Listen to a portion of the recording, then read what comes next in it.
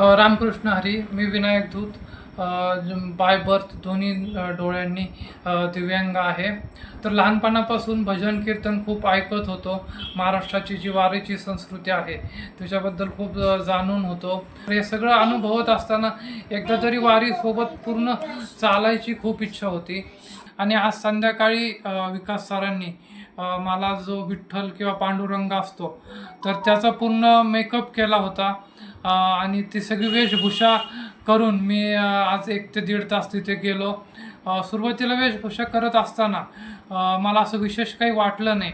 पण ते पांडुरंगाचे कपडे घातल्यानंतर आतून ती एक एनर्जी आणि फिलिंग आली. तो पूर्ण ड्रेसअप घातला आणि तिथे पण छान भजनाचं हरिपाठाचं वातावरण होतं आणि सगळेजण एक विठ्ठल म्हणून ज्या पद्धतीने हे फोटो काढणं वगैरे हे खूप छान होतं. आणि तर मग हे सगळं समजून घ्यायचं असेल तर विठ्ठल नेमका कसा आहे हे कथेतून वगैरे वाचलं होतं की विठेवरी उभा त्याच्या म्हणजे कमरेवर हात वगैरे ठेवून असं विठ्ठल असतो.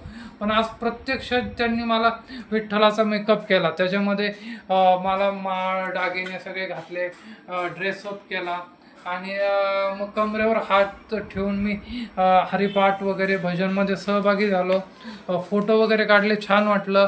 विकास सरांची माझी खूप लहानपणापासून ओळख आहे. म्हणजे मला असं आठवतं की एकदा विकास सरांनी एक डान्स बसवला होता आधा हे चंद्रमा ह्या गाण्यावर. तर त्याच्यात मी कृष्णाची भूमिका साकारली होती.